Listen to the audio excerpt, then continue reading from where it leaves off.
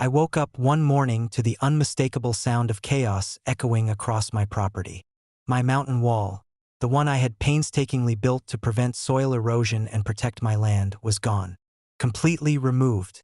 My heart sank as I realized the HOA had decided, unilaterally and without permission, to demolish it.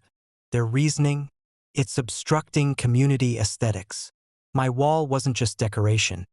It was engineering, safety, and decades of careful planning rolled into stone and concrete. I grabbed my boots and raced to the site. What I saw was beyond belief. A small army of construction crews with heavy machinery, digging and hauling, ignoring my posted, private property signs. Karen was there too, clipboard in hand, barking orders and documenting her victory. Her face lit up with that same self-satisfied smirk I had come to despise. I took a deep breath. Normally, this would have warranted a lawsuit, but I had other plans. Plans that required patience, precision, and a little bit of nature's wrath. That evening, after the HOA crews left, I surveyed the damage. Without the wall, the slope behind it had lost its support.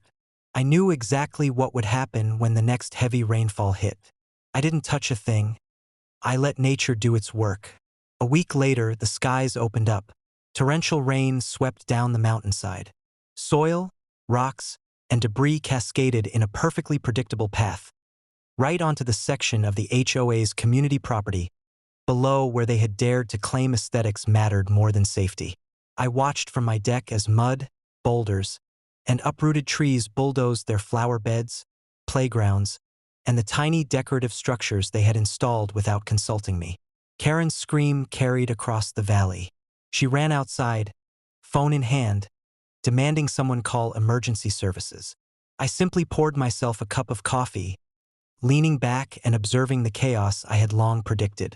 The HOA scrambled to contain the damage, but it was futile. Mother Nature does not negotiate, and neither do I when someone tampers with my property. Neighbors came by, whispering about the destruction, taking videos, and laughing at the sheer irony. She destroyed her own HOA property? One asked. Exactly. By trying to impose control on my land, Karen had inadvertently given me the perfect demonstration of cause and effect. By the next morning, the HOA's claimed property was a muddy ruin, access roads washed out, and structures compromised. Karen tried to file complaints, call contractors, and plead with engineers, but every solution required funding. Money she didn't have because she had banked on me staying passive.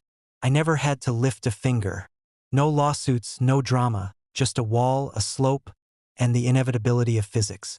Karen learned the hard way that messing with someone's engineered property without understanding the science behind it can be catastrophic. My mountain wall had done its final job. Protection for my land and poetic justice for those foolish enough to tamper with it. By the end of the week, the HOA had no choice but to back off entirely. Repairs were delayed indefinitely, insurance claims denied, and Karen had to face the community explaining how her unilateral decision had caused thousands in damages. I didn't gloat. I just watched, satisfied that patience, planning, and respect for property laws always win. From that day forward, no one dared touch my mountain wall or any part of my land. Karen's lesson was clear. Disregard for private property and nature comes with consequences you can't control. I had turned her arrogance into my advantage, letting physics, gravity, and logic speak louder than any HOA edict.